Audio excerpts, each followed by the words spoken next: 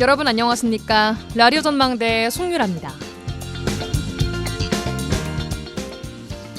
노벨상을 받기 위해서 한강 작가가 스웨덴 스톡홀름으로 향했다고 하죠. 10일 시상식이 끝나면 연회에서 짧은 소감을 듣는 수락 인사가 이어지는데요. 이 수락 연설문은 그 자체로 귀로 듣는 문학이라고 할 만큼 언어의 정수를 담습니다. 한강 작가가 또 어떤 말로 세계를 놀라게 할지 기대가 됩니다. 자, 이 수상 소감 중에는 그것을 향해 달려온 모든 것을 관통하는 철학이 들어있습니다. 봉준호 감독이요, 영화 설국열차 수상 소감에서 영화에 나온 대사를 인용해서 이렇게 말했습니다. 이게 너무 오랫동안 닫혀 있어서 벽인 줄 알고 있었지만 사실은 이게 문이다. 여러분께서도 벽인 줄 알고 있었던 여러분만의 문을 찾으시길 바랍니다. 자, 연말입니다. 한 해 동안 내가 지나왔던 시간들을 스스로 또는 타인에게 평가를 받는 시간이기도 한데요. 올 한 해를 살아내시느라 나만의 벽 앞에서 좌절했던 순간이 있었다면 다시 한 번만 힘을 내서 그 벽을 힘껏 밀어보시면 어떨까요? 벽이 아니라 오랫동안 닫혀 있었던 문일 수 있으니까 말이죠. 내년엔 부디 그 문이 활짝 열리기를 기대하겠습니다. 오늘 라디오 전망대가 준비한 소식입니다. 지역 소식들 뉴스 브리핑 통해 들어보고요. 언더독, 문화산책까지 이어집니다. 잠시 후에 뵙죠.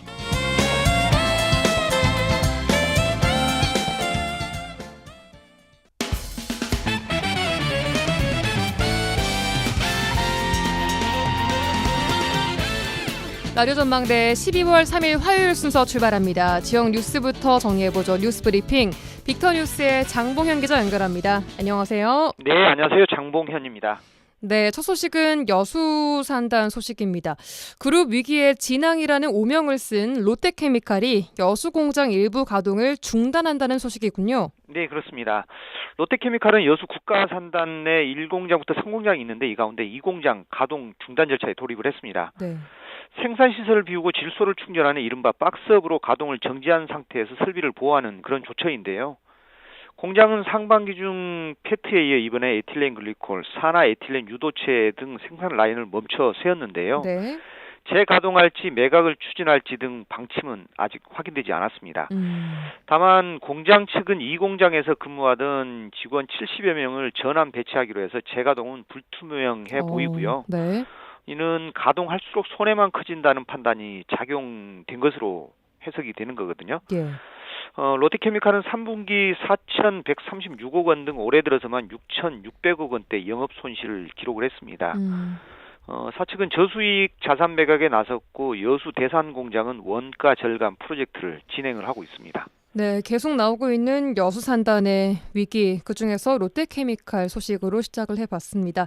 자, 다음 소식입니다. 광양시가 정인화 시장의 최측근인 서울사무소장에게 주거비 명목으로 연간 2,400만 원의 예산을 지원을 한 것으로 드러났다고요?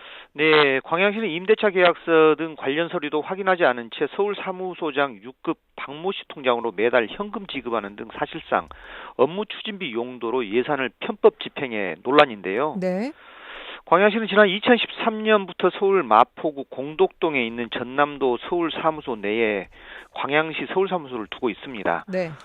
그래서 중앙부처 정책 동향 파악, 또 국비 기금 확보, 지역 축제 홍보 등 그런 인적 네트워크 관리 등을 계속 해오고 있고요. 네. 그런데 지난해 5월 부임한 박 소장은 정인화 시장의 국회의원 시절 보좌관 출신입니다. 광양시는 그동안 서울사무소 운영에 대해서 묻지마 예산 지원을 했던 것으로 드러났습니다. 구체적으로 얼마를 어떤 식으로 지급을 한 건가요? 네, 박 소장의 월 급여는 532만 원입니다. 그런데 매달 200만 원을 그 주거비 용도로 별도 지급을 해오고 있습니다. 네네, 그렇습니다. 네. 하지만 광양시가 예산을 집행하면서도 관행이라는 이유로 사용 내역 등 어떠한 증빙 자료도 받지 않았던 거거든요. 네. 실제로 박 소장은 경기도 일산에 거주지가 있는 것으로 알려졌습니다. 이에 대해 광양시는 서울사무소 운영 과정에서 인맥관리 등으로 금전적 지출이 발생하는데 급여에서 이를 충당하기 어려운 상황이라 업무 추진비를 주거비 명목으로 지원했다, 그런 입장입니다. 근데 이 말 자체가 광양시가 법에서 정한 업무 추진비 한도를 넘기기 위해서 편법으로 예산 편성을 한 것을 자인한 셈이거든요. 예. 광양시는 주거비와 별도로 서울 사무소의 활동 지원을 위해 연간 200만 원의 업무 추진비를 또 별도로 편성하기도 했습니다. 네. 또 광양시 서울 사무소의 근태 관리에 대한 지적도 나오고 있다고요? 네, 맞습니다. 예산 집행뿐 아니라 근태 관리 역시 방관하고 있다, 그런 지적인데요. 광양시는 공무원의 출퇴근 기록을 관리하기 위해 세월 행정 시스템을 도입을 했습니다. 그런데 서울 사무소에는 시스템이 설치만 됐을 뿐 실제 기록이 이루어지지 않고 있습니다. 그러니까 출근이 했는지 퇴근했는지 전혀 알 수가 없다는 거죠. 네. 또 구체적 출장 내역 역시 명확하게 밝히지 않고 있는 상태고요. 네. 광양시의회 김보라 의원은 법에서 정한 규정을 피하기 위해 주거비를 업무 추진비로 사용한 점도 문제지만 사용 내역에 대한 최소한의 증빙 자료조차 전무한 실정이라고 지적을 했습니다. 또 서울 사무소가 지원받은 예산을 바탕으로 구체적으로 어떤 활동을 하고 있는지 모두 베일에 쌓여 있다고 비판을 했는데요. 네. 이에 대해 광양시는 임대차 계약서 등 관련 서류를 확인할 예정이다 그러면서도 네. 서울 사무소 설치 및 운영 규정에는 광양시가 주거비를 집행하도록 돼 있을 뿐 잘못 사용된 주거비를 환수해야 할 근거 규정은 없다, 그렇게 밝혔습니다. 알겠습니다. 자, 다음은 여수로 가보겠습니다. 여수 민선 8기 정기명 시장의 핵심 사업으로 추진 중인 여수만 르네상스 사업에 대해서 시의회에서 뜬구름 잡기식 희망 고문이다, 이런 비판이 나왔다고요? 네, 맞습니다. 여수 미래 100년을 책임지겠다는 여수만 르네상스 중장기 종합발전계획이 명칭의 모호성, 구체적인 실행 방안과 예산 조달 방안의 부재, 이벤트성 사업 중심의 관광 분야 편중 등 부실투성이다, 그런 지적인데요. 네. 여수시의회 김철민 의원은 정례회 본회의에서 여수시가 추진 중인 여수만 르네상스는 단순히 보여주기식 정책이 아닌 현실적이고 실질적인 발전을 이루는 데 기여할 정책이 돼야 한다고 지적을 했습니다. 이 여수만 르네상스 중장기 종합발전 계획 연구 용역이 지난 5월에 나왔었거든요. 네.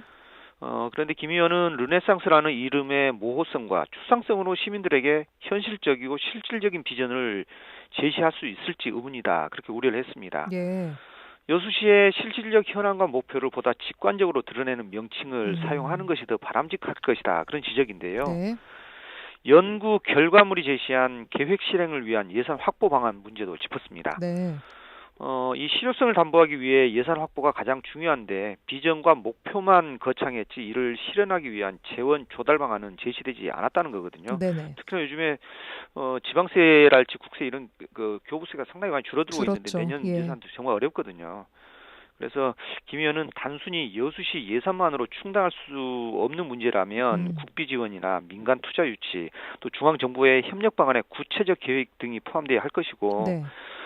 세부 사업비 총 7조 3,246억 원인데 이에 대한 구체적인 재정 확보 방안도 없다고 따졌습니다. 상당히 큰 금액이거든요. 그렇죠. 예.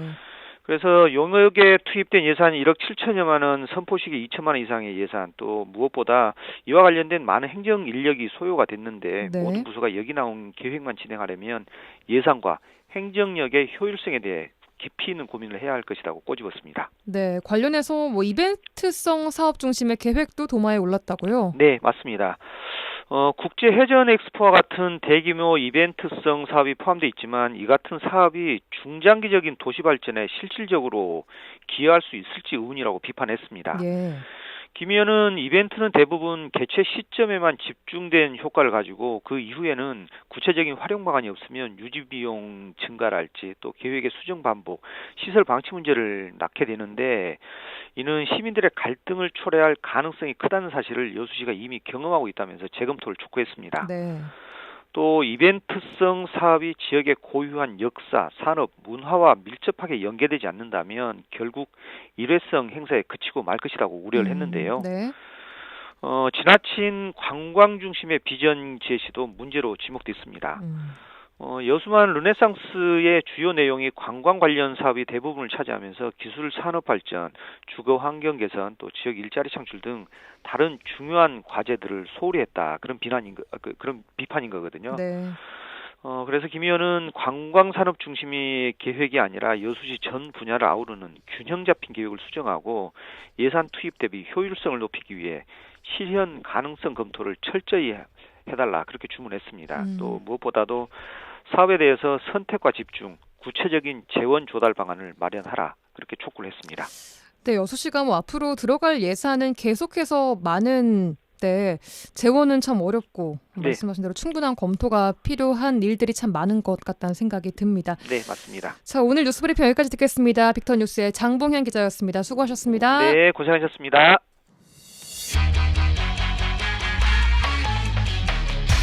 그들의 이야기가 수면 위로 올라옵니다. 탑독이 되는 그날까지 언더독 토론. 매주 화요일 전남 동부권 언더독들의 핫한 토론, 언더독 토론 시간입니다. 오늘은 이상호 전 여수시 의원, 이봉남 순천시 의원 두 분과 함께하겠습니다. 두 분 어서 오십시오. 안녕하세요. 네. 네, 안녕하세요. 반갑습니다. 순천의 큰딸입니다. 이봉남입니다. 네, 안녕하십니까. 이상호입니다. 네, 한 주간 잘 보내셨나요? 네. 어떻게 보내셨어요? 12월이 됐는데. 네, 저는 지금 그 2차 정례회 기간이고요. 지난주 수요일에 올해 그 2회 추경이 끝나고 28일부터 행정사무감사에 지금 돌입을 했습니다. 예. 그래서 한참 이제 제가 뭐 사선이기는 하지만 그래도 공부를 안 할 수는 없잖아요. 공부는 해도 끝이 없네요. 그래서 행정사무감사 지금 자료 검토하면서 사무감사 월요일, 화요일 지금 진행을 했고요. 네. 네, 금요일 날 이제 끝납니다. 어쨌든 지금은 의회 한참 집중을 하고 바쁘시겠어요. 있어서 뭐 이렇게 동네라든지 행사에 좀 안 보이더라도 또 주민들께서 좀 양해해 주시고 열심히 지금 안에서 예산 심의하고 행정사무감사 진행 중이구나 이렇게 좀 봐주셨으면 좋겠습니다. 네. 이상호 전 의원님 어떻게 보내셨나요? 뭐 특별히 한 일은 없고요. 그 연말 연시라서 그냥 조용히 지내고 있고 그 제가 그 전남 여성 인권지원센터 이사장하고 있지 않습니까? 예, 그래서 예. 연말 연시를 맞아서 그냥 후원자들 좀 발굴 하고 있습니다. 그 중요하죠. 또 연말 네. 연시에 또 훈훈한 또 마무리를 위해서 만만치 않더라고요. 경기가 안 좋아가지고요. 많은 분들이 또 따뜻한 손길을 내밀어 주시기를 바라겠습니다. 자, 바로 주제 토크 들어가 보도록 하죠. 자, 민주당이 국회 예결위에서 내년도 예산안 총 4조 원을 감액해 단독 처리했습니다. 검찰과 경찰, 대통령실, 감사원 등 이른바 권력기관의 특활비 등이 감액됐는데요. 일단 우원식 국회의장이 오는 10일까지 여야가 합의하도록 했습니다. 자, 먼저 민주당의 이번 감액 예산안에 대한 총평 들어볼까요? 이상호 전 의원님. 일단 세평은 그 민주당이 몽리를 부리고 있다고 평가를 하는데 저는 거기에 동의할 수는 없고요. 왜 그러냐면은 현재 우리 정부 여당이 어떻게 뭐 보면은 정권 차원의 어떤 뭐 큰 이런 어젠다를 제시하는 이런 사업들이 없거든요. 일반적으로 보면은 뭐 4대강 사업이나 행정수도 이전 이것은 예산과 입법이 동반돼야 되는 이런 사업인데 이런 사업이 없다 보니까 예산 심의를 할 때 여당에서 우리는 뭐 구체적으로 크게 할 사업이 없으니 그 야당하고도 협의할 내용이 없다. 하지만 야당 같은 경우는 지금 현재 민생 예산 있지 않습니까? 지역 화폐도 증액을 시키고 싶고 고교 무상 교육도 늘리고 싶고 이런 부분이 있는데 협상의 여지가 없는 거예요. 그러다 보니까 이번에 민주당에서 그럼 너희들이 가장 힘들게 생각하는 특활비를 삭감하겠다. 그럼 너희들 어떻게 나올까 보자. 이런 과정이지 민주당이 예산을 삭감하고 싶어서 하는 삭감이 아니고 몽리는 아니다. 네, 이런 과정이 있기 때문에 이제 조만간 아마 예산이 결국은 형성이 돼야지 집행을 통해서 또 우리 지방까지 내려올 거 아니겠습니까? 예. 그러면 또 합의를 하겠죠. 또 좋은 모습으로 한 10일간 기간을 우리는 뭐 정치 행위이기 때문에 분명히 합의를 하겠다. 그리고 또 예산은 또 증액이 되고 예. 그러니까 이런 과정을 거칠 것입니다. 이봉남 의원님은 어떻게 보셨어요, 이번? 네, 이번에 정부 안에서 이제 감액 심사가 반영된 거는 헌정사상 처음이라고 하잖아요. 그런데 이제 그 깎인 비용을 보니까 한 70%가 예비비하고 이자 비용들이더라고요. 예비비는 그동안에 이제 코로나 때 한 1조 좀 넘게 세워졌던 비용이 그 이상으로 이렇게 예비비가 세워진 적이 없다라고 합니다. 그래서 예비비 그 삭감한 거 저는 잘했다라고 보고요. 그다음에 이자 비용 같은 경우도 사실은 세수가 덜 거치면서 세수에 따른 이자 비용을 지금 그 부담을 하는 건데 저는 이것도 저는 삭감 잘했다라고 봅니다. 예. 그리고 여러 가지 이제 그 삭감한 내용들의 추진 근거라든지 과다 책정된 내용들은 삭감한 건 저는 잘했다라고 보는데 예. 이제 어떻게 보면은 이 그 예결특위에서 이미 의결을 해서 지금 본회의에 의결해달라고 보내놓은 거 아닙니까?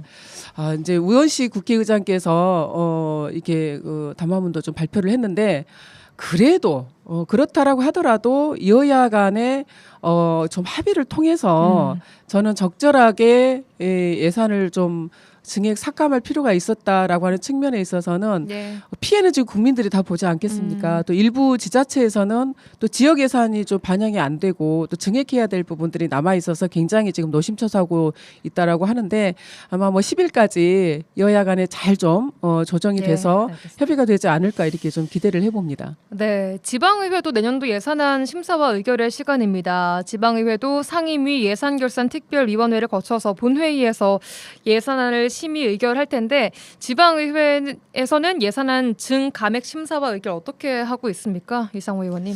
그러니까 지방 시정 같은 경우는 세입을 고려해 가지고 예산안을 짜거든요. 그래서 보통 이제 감액된 예산은 예비비로 편성이 되고 그 예비비 그 감액된 예산을 재원으로 해서 시 정부는 다음에 추경 예산을 또 세웁니다.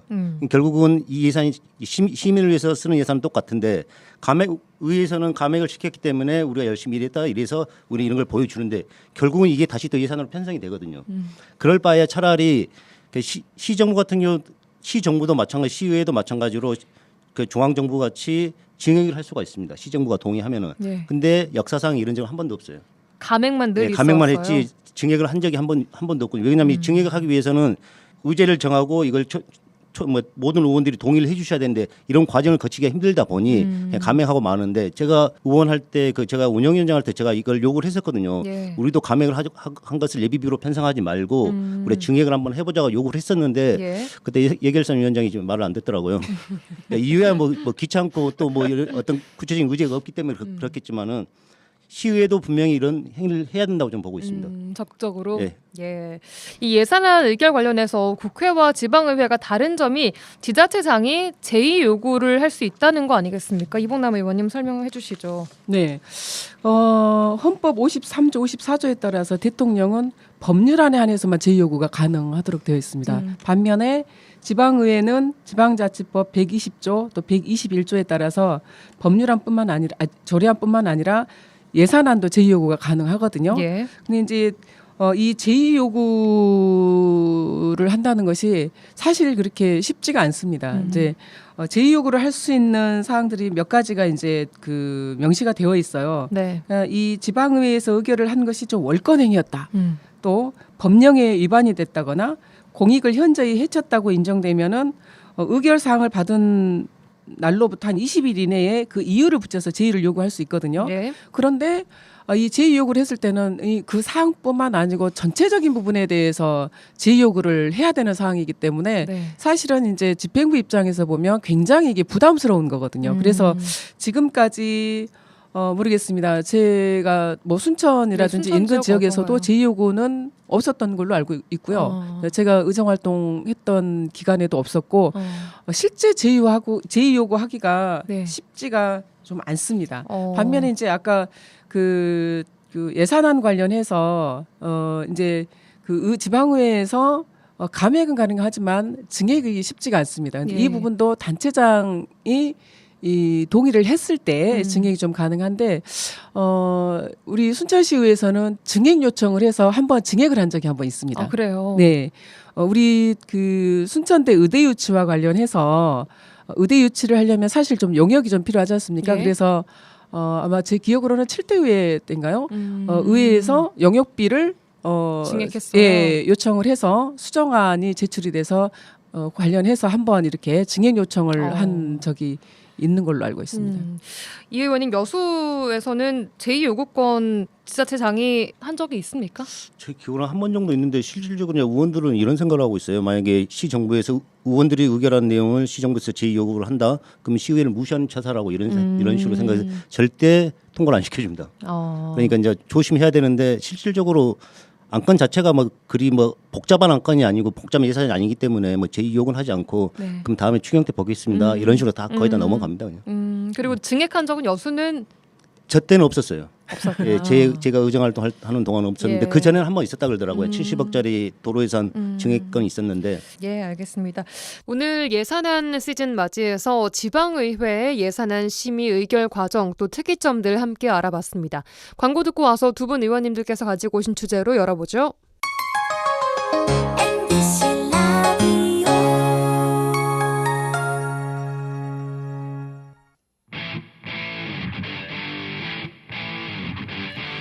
한 시간만 투자하세요. 지역의 이야기를 모아 전해드립니다. 지역 시사는 역시 여수 MBC 송유라의 라디오 전망대. 여수 MBC 라디오 전망대의 화요일 코너 언더독 토론 함께하고 계십니다. 자, 이어서 이상우 의원님께서 가지고 오신 주제 만나볼까요? 네, 저 아파트 준공을 위해서는 여러 가지 조건들이 있지만 그중 수돗물 사용에 관해서는 지방 상수도를 통해서 공급을 받아야 준공 허가가 나옵니다. 네. 하지만 지금 현재 율촌면에 짓고 있는 민간 임대 아파트 국제 미소래는 그 지방 상수도 대신 그 전용 상수도, 즉 지하수를 음용수로 사용하겠다 해서 준공 허가가 좀 미루어지고 있습니다. 그래서 오늘 이와 관련된 얘기를 해볼까 합니다. 율촌면에 새로 지어진 민간 임대 아파트 국제 미소래가 12월 지금 이제 곧 입주를 앞두고 있는 상황인데 예. 상수도 문제로 논란이 되고 있습니다. 네. 조금 더 자세하게 설명을 해주시죠. 이게 입주 예정일이 12월 20일이거든요. 예. 그렇다 보면 이제 입주하실 분들은 이제 기존 집 계약을 해지하고 그리고 뭐 잔금도 납부하고 이사 날짜를 이미 정했을 거 아닙니까?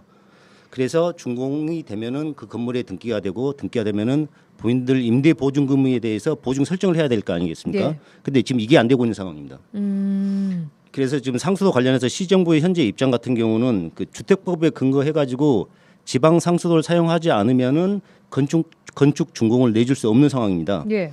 그래서 원래는 그 이런 건축 공사를 진행하는 중에 그 업체가 상수도가와 협의를 해서 예. 그 상수 관련 시설 거기에 필요한 그 원이자 부담금이 있거든요. 네. 그거를 납부를 하고 나서 시 정부가 준공 시점에 맞춰서 상수도를 공급하는 게 이게 원칙인데 예. 이런 과정 없이 그냥 업체가 지하수를 파버린 거예요. 이걸로 음용수를 하겠다. 지하수로 이렇게 뭐 전용 상수도를 뚫는 경우가 흔한 건 아니잖아요. 이제 본인들이 이 지하수를 파는 것은 뭐 단지 내 청소를 위해서 또 비상급수전을 위해서 그러니까 뭐 소방 용수를 위해서 그건 상관이 없어요. 근데 이것을 시민들이 먹는 음용수로 한다는 것은 주택법상 불가능합니다. 불가능한데도 이것만 해놓고 예. 지금 준공을 신청을 한 거예요. 왜냐하면 원인점 부담금을 납부하고 거의 한 3, 4년이 걸리거든요. 상수도 공급까지. 예. 그래서 건축 시공 시점에 그 원인점 부담을 납부를 하고 나서 2, 3년을 기다리는 거죠. 근데 이런 과정 없이 갑자기 느닷없이 네. 건축 준공이 다가오는 시점에서 지하수를 파서 이것을 음용수로 사용하겠다. 그럼 일단 입주가 예정된 그 입주 예정자들이 굉장히 당황했을 것 같은데 입장 좀 어떤가요? 일단 지하수 자체를 신뢰하지 못하고 이게 언제까지 나올 수 있는 문제, 언제까지 이게 또 용량이 있는지도 모르고 단호합니다. 본인들은 지방 상수도를 연결해 주라. 일단 입주는 가능한 거예요? 그럼 12월달에? 그래서 이제 입주를 하려면 이제 두 가지 옵션이 있더라고요. 그래서 이제 시정부도 딜레마에 많이 빠져 있는데요. 그 예. 임시 사용 승인하고 동별 사용 승인 두 가지 그 옵션이 있더라고요. 예. 근데 임시 사용 승인 같은 경우는 등기가 되지 않습니다. 그럼 등기가 되지 않는 것은 임대 보증금을 보증할 수가 없는 거죠. 건물에 등기가 안 돼 있기 때문에. 예. 다만 그 지하수를 음용수로 당분간 사용할 수 있는 현재의 그 시스템대로. 예. 근데 이제 동별 사용 승인은 등기는 가능한데 네. 여기는 음용수로 지방 상수도를 사용해야 되는 이런 문제점이 생기는 겁니다. 그래서 시정부는 이제 딜레마에 빠져 있는 상황입니다. 지금 상황으로서는 당장의 상수도를 이렇게 연결할 수가 없는 상황이고 시간이 좀 걸리지 않겠습니까? 그렇죠. 제가 봐서는 지금 한다 하더라도 최소 6개월은 걸립니다. 어떤 관에서 관을 끌어다 하는 것도 뭐 펌프를 해서 계속 밀어주면서 용량을 채워주는데 그것도 한 6개월 걸립니다. 아까 말씀하신 것 중에 임시 사용 승인 같은 경우에는 입주민들이 달가워하진 않을 것 그렇죠. 같은데. 등기 안 되면 임대 보증금을 받을 수가 그러니까요. 없지 않습니까? 건물을 사용할 수 있는데 전기는 들어오고. 지하수 음용하는 것도 문제고요. 그렇죠. 그건 예. 절대 신뢰하지 않는다고 이야기하시더라고요. 그럼 여수시 의회나 여수시가 중재에 좀 해결 노력을 해야 될 텐데 업체와의 논의는 좀 어떻게 진행되고 있습니까? 지금 오늘 지금 만났다는 얘기는 들었거든요. 아직 제가 결과는 못 들었는데 예. 일단 율촌 배수지를 확장하고 거기서 관경을 끌어오는 예산이 한 75억 정도 들거든요. 근데 지금 현재 국제 미소래는 이미 이제 준공 검사를 남겨두고 있고 그 율촌면 근처에 그 허가받은 부지가 있더라고요. 예. 그 업체들을 불러가지고 미리 원인적 부담금을 납부를 해주라. 그럼 시에서 이 공사를 해주겠다. 이런 입장인데 아직 그 결과는 아직 확인을 못 하고 있는 상태입니다. 알겠습니다. 진짜 궁금한 게 애초에 그 지하수를 그 왜 뚫은 거예요? 지하수랑 그 전용 상수관로를 왜 뚫은 저도 거예요? 이거 주제를 정하면서 가장 궁금했던 게 도대체 왜 7억이라는 예산을 들여서 실질적으로 원인적 부담금 한 60억 정도 들거든요. 예. 본인들이 납부하고 해야 되는 문제예요. 네. 이건 법적인 문제 때문에 해야 되는데 7억이라는 예산을 들여서 지하수를 팠고 이 민원을 가지고 또 입주민들은 조계현 의원님을 또 만나러 갔거든요. 네. 그냥 가니까 또 이상한 소리를 하시고 어떤 그냥 이상? 음용수를 사용하시라. 이거 지하수를요? 예, 적절한 그게 나왔다. 어허. 그 김혜지 의원 아니 조계현 의원이 말씀하신 거 아닌데 이제 예. 그 당시 거기 분위기가 그랬다 예, 그렇더라고요. 예. 그럼 도대체 업체는 왜 7억을 들여갖고 이걸 팠을까? 굳이? 예, 팔 이유가 없거든요. 왜 그렇다고 보세요? 말씀드리기는 어려운 이야기인데요. 왜 어려우세요? 말씀해 주세요. 저도 정말 궁금해요. 그러니까 이건 제가 풀 문제가 아니고 시의회 예. 차원이나 뭐 이런 데서 풀어야 될 문제라 생각하고 아마 이제 지역구 의원한테 물어보면 또 뭐 답이 나오겠죠. 알겠습니다. 이봉남 의원님의 생각은 어떠세요? 제가 그 추진 상황을 한번 쭉 봤어요. 예. 승인 신청, 이게 주택건설사업계획 승인 신청을 21년 9월에 했습니다. 그리고 급수관로 실시 용역도 했어요. 네. 했고요. 그런데 이제 24년에 와서 전용 상수도 설치 인가를 24년 8월에 신청을 했고 예. 전용 상수도 설치 인가 알림 이 상수도과에서 국제미소례에 24년 10월에 지금 이 추진 상황에 보면 한 걸로 지금 나와 있어요. 맞죠, 이상 예, 맞습니다. 전 의원님. 네. 그런데 이게 지금 시에서 국제미소례에 이게 설치 인가를 했다라고 하는 것은 이 행정에서 지금 동의를 해준 거라고 보여지거든요. 그런데 여러 가지 이 주택 건설 사업 계획 승인을 할 때 여러 가지 그 급수관로 실시 성의 용역도 했고 이 부분도 함께 행정에서는 전부 검토가 저는 됐을 거라고 보는데 네. 이 부분이 이 중간에 지금 요 21년부터 24년까지 요 기간 동안 이런 것들이 협의가 안 되고 입주를 바로 앞에 두고 나서 이게 문제가 됐다라고 하는 것은 예, 이 업체도 문제이고요. 행정도 문제라고 봅니다. 근데 이제 피해를 보는 거는 사실 주민들이잖아요. 입주민들이잖아요. 이게 예를 들어서 지금 임시 사용 승인을 받아가지고 하게 되면 이 재산권에 대한 피해가 전부 고스란히 입주민들에게 오게 된단 말입니다. 그래서 이 부분에 있어서는 어쨌든 현명하게 이 두 가지 방법이 몇 가지 방법이 있다라고 하지만 저는 행정에도 굉장히 큰 책임이 있다라고 보여져요. 이거는 입주민들한테 피해가 가지 않도록 여수시에서 정말 발빠르게 업체를 대상으로 조치를 좀 취해야 되지 않을까 이런 생각이 드네요. 어떤 조치를 가장 먼저 해야 될까요? 일단은 이봉남 의원께서 말씀하신 것 중에서 그 수도법과 지금 이것은 그 주택법이 충돌한 부분이거든요. 예. 수도법에는 이런 식으로 전용 상수도를 설치 인가를 요청하지 않습니까? 해주게 돼 있어요. 예. 이게 아까 말한 대로 단지 내에 있는 지하수를 그건 단지 청소용이나 네. 뭐 비상급수전 이걸로 사용하면 되는 거예요. 음용수로 사용만 안 하면 되는 네. 건데 그래서 그 부분은 문제가 없고 주택법에 의해서 무조건 전용 상수도를 사용해라, 지방상수도를 사용해라 예. 이런 문제이기 때문에. 예. 이 그동안 했던 이제 행정 행위를 계속 진행하고 있는 과정 중에 왜 갑자기 급수 관로에 대한 얘기는 쏙 빠져버리고 그 지하수를 7억이라는 예산을 들여서 파서 네. 이것을 우리는 상수도로 사용하겠다. 했는지 이 과정 자체가 웃기다 이거죠. 이건 있을 수 없는 일이거든요. 예. 이거 어떻게 해결해야 된다고 보시는지. 뭐 시 정부가 좀 해결하려고 노력하고 있겠죠. 알겠습니다. 자, 어떻게 해결될지 차차 저희도 한번 눈을 크게 뜨고 봐야 될 문제일 것 같습니다. 시간이 많이 지나서 이쯤 마무리를 하고요. 이봉남 의원님 주제로 넘어가겠습니다. 어떤 주제 가지고 오셨나요? 네, 제가 그 행정사무감사가 28일부터 9일간 일정으로 진행된다고 말씀을 드렸습니다. 네. 행정사무감사를 진행하다 보면 항상 제출된 자료 부실, 누락을 가지고 항상 시작할 때부터 이 집행부와 또 시의회 간의 공방이 이루어지는데 예. 이번에도 똑같은 현상이 좀 일어났고요. 그래요. 이번에는 우리 그 순천시의회 도시건설위원회에서 이 고질적인 자료 부실 문제가 지금도 계속되고 있으니 이렇게 해서는 감사를 도저히 진행을 하지 못하겠다 해가지고 지난주 금요일 날 예. 이제 실내에서 저희 사무실에서 이제 감사가 시작이 되는데 감사 중지 요청을 했습니다. 감사 중지 요청을 해서 예. 자료를 제출되지 않으면 감사를 우리는 안 하겠다라고 해서 지금 자료를 지금 주말을 통해서 일부 지금 제출을 받았습니다. 지난 10월에도 순천시 의회 시정 질의 도중에 노관규 시장과의 그 관계 공무원의 답변 태도와 내용이 좀 논란이 되기도 했습니다. 정회를 그때도 정회를 하고 막 그랬었는데 이번 순천시 의회 파행 원인이 말씀하신 대로 자료 제출 부실이 가장 큰 원인이 맞습니까? 그렇죠. 예. 근데 주요 그 어떤 자료들이 부실했고 누락됐는지를 조금 말씀을 드려보면 예. 기본적으로 5천만 원 이상 공개 경쟁이라든지 또 1천만 원 수의 계약 자료들을 좀 제출하게 돼 있습니다. 이게 계약 예. 관련 자료들을 제출하게 돼 있는데 여기에는 그 액수 관련해서도 누락된 부분들이 상당히 좀 발견이 좀 됐고 네.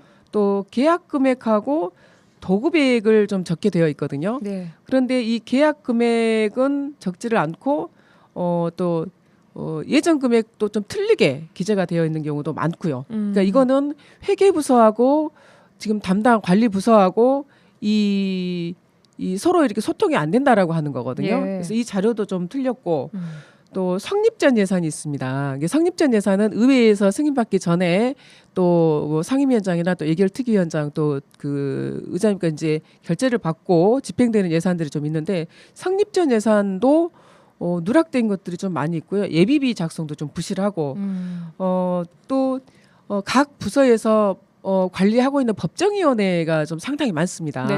근데 이 법정위원회에서 이 안건을 심의했는가 안 했는가가 굉장히 좀 중요하거든요. 네. 근데 이제 좀 논란이 될 만한 이런 위원회는 누락이 된 것들이 자료를 상당히 빼고. 좀 발견이 된 거죠. 왜냐하면 이렇게 누락이 되면 의회에서 감사를 할 때 뭔가 좀 숨기려고 하는 거 아닌가라고 의심을 하게 되거든요. 예. 그래서 이런 사항들이 사실은 이번에만 그런 게 아니고 해마다 행정사무감사 할 때마다 관행적으로 이렇게 있어왔던 일인데 이번에는 도저히 이렇게 해서는 안 되겠다라고 해서 이번에 좀 일침을 좀 놓은 거죠.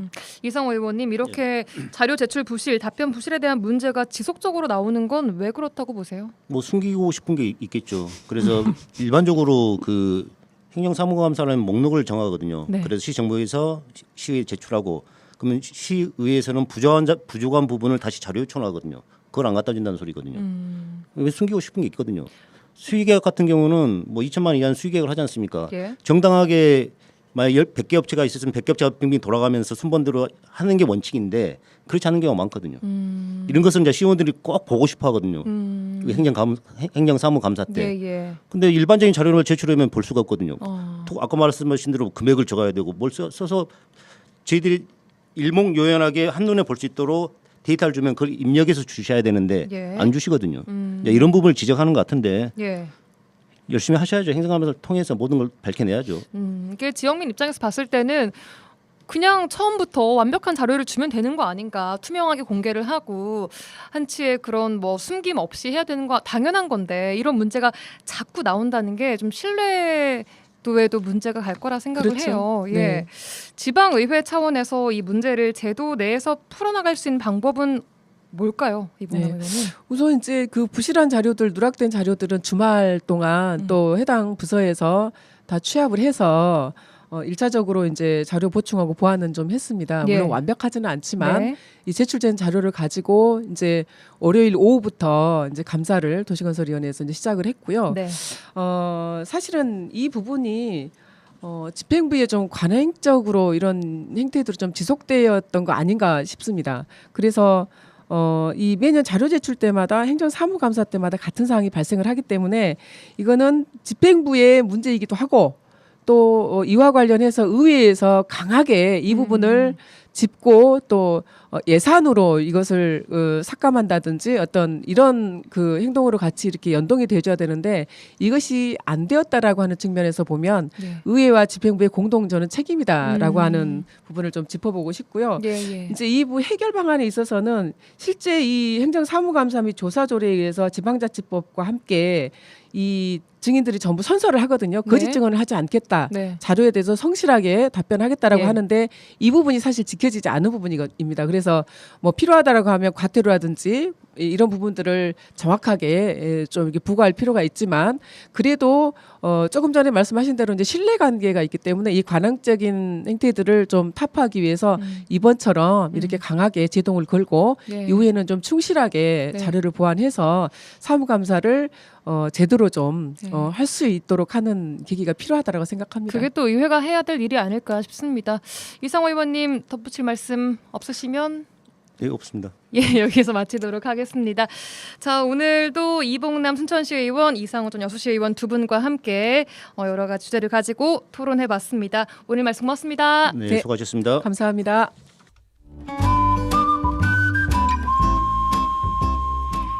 라디오 전망대 문화 산책. 네, 지역의 문화 소식과 우리 지역에서 활동하는 지역 예술인들 만나보는 시간 문화 산책입니다.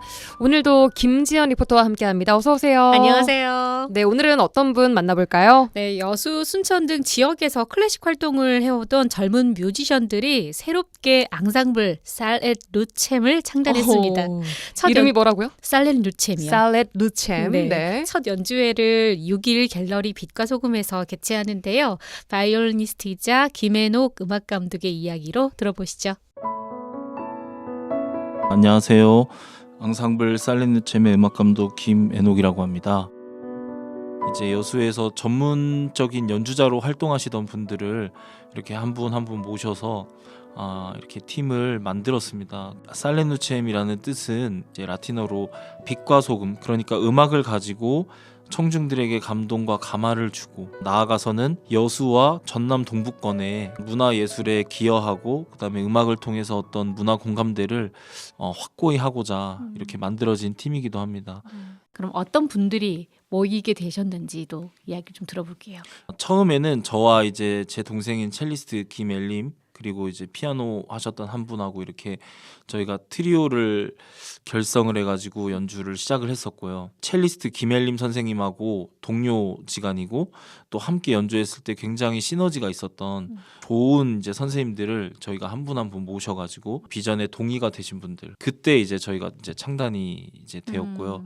현재는 6인조입니다. 네. 그런데 앞으로 한 10인조 그리고 조금 더 이제 인원을 더 확충할 계획을 가지고 있고요. 네. 이번 연주 때는 14인조로 연주를 합니다. 하지만 저희가 하는 음악에 따라서 이 드러머하고 그다음 베이시스트도 함께 그리고 키보디스트까지도 저희가 이렇게 초청을 해가지고 같이 연주를 하게 됐거든요. 이지 리스닝이라는 장르, 그 옛날에 폴 모리아 악단이 이지 리스닝이라는 장르를 가지고 굉장히 많이 활동들을 했잖아요. 쉽게 들을 수 있지만은 받을 수 있는 그 감동과 감화는 그냥 쉬운 수준이 아니라 이렇게 쓰나미처럼 몰려올 수 있는 이지 리스닝 장르를 우리만의 색깔로 대중들이 이렇게 가슴 벅차할 수 있는 그런 어떤 곡을 새롭게 이제 재편성하는 거죠. 정통 클래식도 물론 저희가 지키지만 정통 클래식과 세미 클래식과 나아가서 이지 리스닝, 클래시컬 크로스오버라고 하죠. 그 장르까지도 이렇게 저희가 망라해서 그런 아주 특별한 색깔을 가진 팀으로서 저희가 한번 활동해 보려고 지금 이번에 준비를 했습니다. 창단 공연일이 언제이죠? 금요일 12월 6일 7시에 갤러리 빛과 소금에서 진행될 예정이고요. 매일 밤에 연습을 하고 있습니다. 매일 밤. 어떤 프로그램으로 운영이 될까요? 네, 저희의 색깔을 바로 드러낼 수 있는 그런 곡들을 이제 편성을 했어요. 그래서 첫 번째 곡은 그 이너 페르시안 마켓이라고 해서 페르시아 시장에서라는 케텔비라는 작곡가의 곡이거든요. 이게 뭐 신비롭기도 하고 즐겁고 막 이제 그런 아주 복합적인 분위기들을 클래식 그 편성에 맞게 이렇게 작곡한 곡입니다. 그래서 이 곡을 처음으로 연주하게 되는데요. 네. 저희에게 큰 의미가 있어서 선곡을 하게 됐어요. 네. 어떤 의미가 있어요? 저희 이제 팀을 창단하신 조성종 회장님이 옛날에 MBC 그 별이 빛나는 밤에 DJ이셨거든요. 아, 그런 방송 활동을 하셨었고 네. 음악을 너무 좋아하세요. 그래서 음악에 대해서는 저희 연주자들보다 더 깊이 많이 아시더라고요. 별이 빛나는 밤에 이렇게 이 곡이 시그널송이었다고 하더라고요.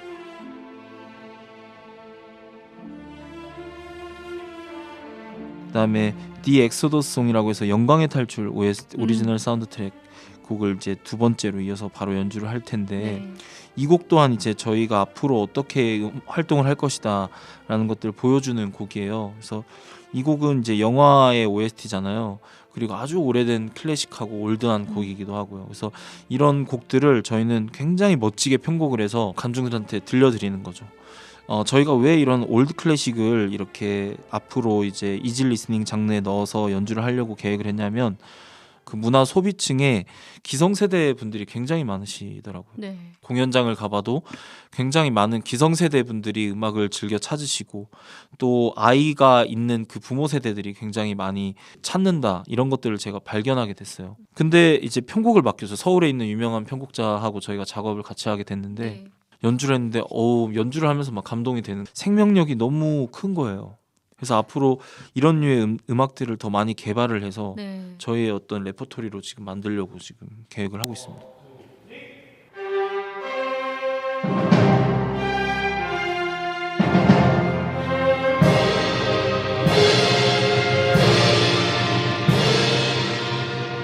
저는 그래서 이 음악 저희가 하는 그 작업을 어떻게 표현하고 싶냐면 테일러가 이제 몸에 맞는 수트를 만들잖아요.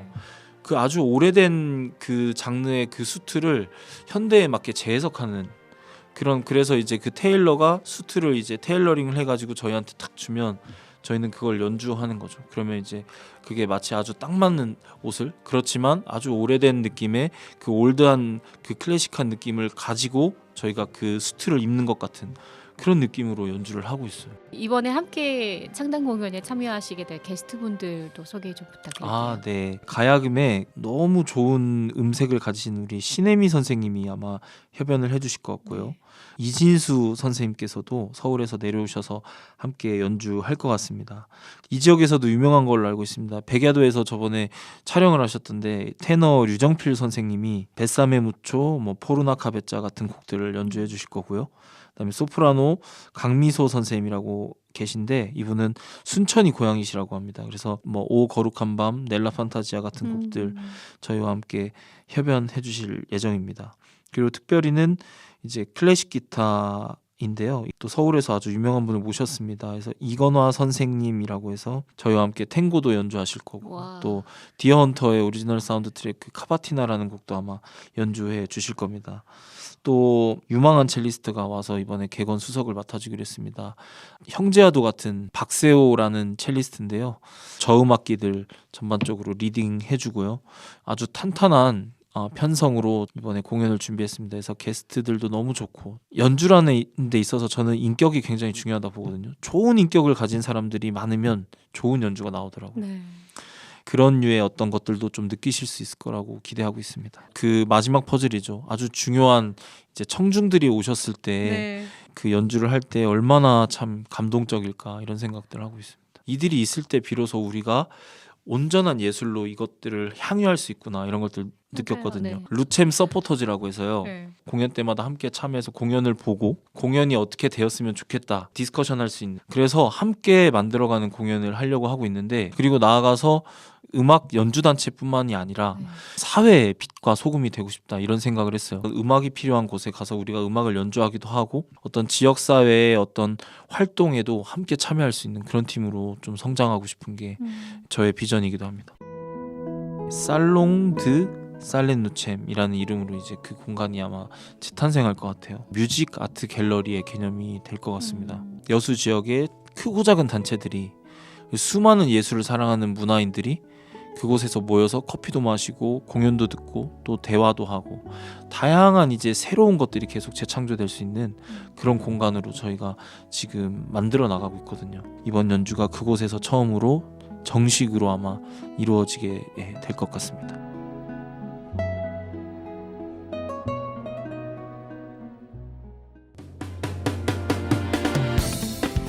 라디오 전망대 12월 3일 화요일에 준비한 순서는 여기까지입니다. 자, 날이 많이 춥습니다. 특히 내일 아침은 더 추워지는데요. 고흥의 아침 기온이 0도, 여수는 3도로 출발합니다. 낮 기온은 오늘보다 조금 낮은 10에서 11도에 그칠 예정입니다. 건강관리 잘 하시고요. 저는 내일 돌아오겠습니다. 구성 이선화, 연출 송유라였습니다. 고맙습니다.